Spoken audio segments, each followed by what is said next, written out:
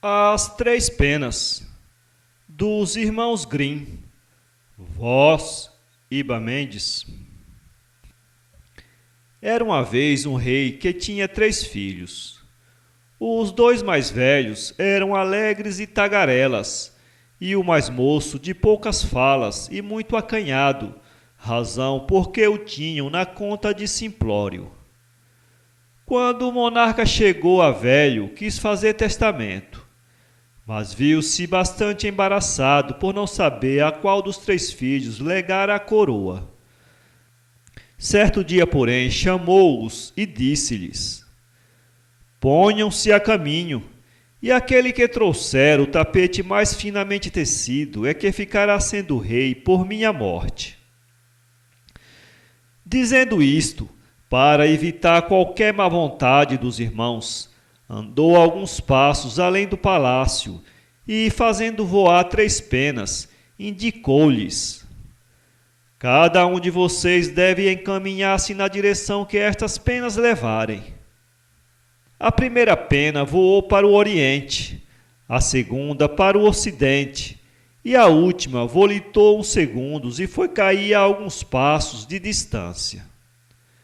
Por isso o mais velho tomou o caminho da direita, o do meio voltou à esquerda, e o mais novinho, troçado pelos mais velhos, encaminhou-se para o sítio onde caíra a terceira pena. O pobre moço, apoquentado e triste, deitou-se na relva. De repente, notou uma porta subterrânea no lugar em que a pena caíra. Abriu-a e reparou numa escada, que se aventurou a descer. Uma vez embaixo, deu de rosto com outra porta, em que bateu. Então ouviu uma voz que, em frase cabalística, a mandou abrir. Quando a porta girou nos gonzos, viu-se um enorme sapo, de envolta com uma porção de sapinhos. O sapão perguntou ao rapazinho o que é que desejava, ao que o interpelado retorquiu: não seria fácil arranjar-se um tapete bonito e finamente tecido? Palavras não eram ditas, e já o sapão gritava a um dos sapinhos que, num pulo, lhe trouxesse um cofre. O sapinho assim fez. O sapão abriu-o e tirou de dentro um tapete tão ricamente tecido como nunca no mundo se havia visto igual, com o que presenteou o rapazinho, que agradeceu muito e se pôs em marcha. Ora, os 2 irmãos refletiram de si para si que o irmão era tão palerma que se escusavam de cansar muito para toparem com um tapete de certo superior ao que ele conseguisse. Assim deitaram a mão ao primeiro pano de lã grosseira que uma guardadora de porcos trazia e vieram entregá-lo ao rei. Pouco depois apareceu o irmão mais novo com um magnífico tapete.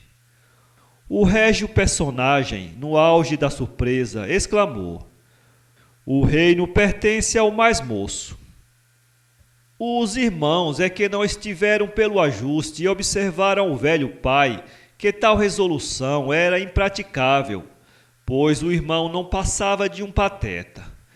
Tais rodeios arranjaram, tais razões, que o monarca, já fadigado de tanta loquela, não teve remédio senão tentar a segunda experiência. Será rei por minha morte aquele que me trouxer o mais valioso anel. Conduziu novamente os 3 filhos a alguns passos distante do palácio, e fez voar 3 penas, cuja direção deviam tomar. Como da primeira vez, os 2 mais velhos partiram para o oriente e ocidente, quanto a pena do mais moço volitou também por segundos e foi cair dali a poucos passos. Ao contrário da vez passada, o rapaz não entristeceu, mas apressou-se a descer a escada pela porta subterrânea, em direção à casa do sapão que, de chofre, lhe perguntou o que queria, respondendo em seguida: não será fácil arranjar-se um bonito e valioso anel? O disforme batráquio mandou buscar o cofre e tirou-lhe de dentro um anel riquíssimo, e tão artisticamente cinzelado que ourives algum do mundo seria capaz de apresentar outro do mesmo gosto. Ora, os dois irmãos, rindo-se ao pensar que o simples mocinho havia de conseguir um anel precioso, não se deram a grandes trabalhos, certos de que sairiam melhor do encargo do que aquele, e assim arrancaram a primeira argola que viram presa numa parede que servia para segurar os animais, e foram ter ao palácio dá-la ao rei. O velho monarca nem sequer teve que comparar, exclamou: "É ao terceiro que faço rei."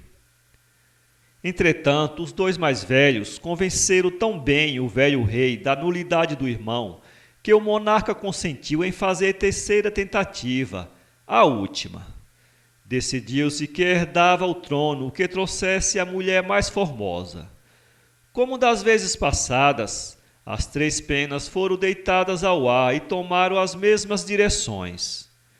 O moço simples desceu pela terceira vez à casa do sapão. Não seria desejar muito pedir uma formosa mulher? "Cáspite", exclamou o grande batráquio, "uma formosa mulher?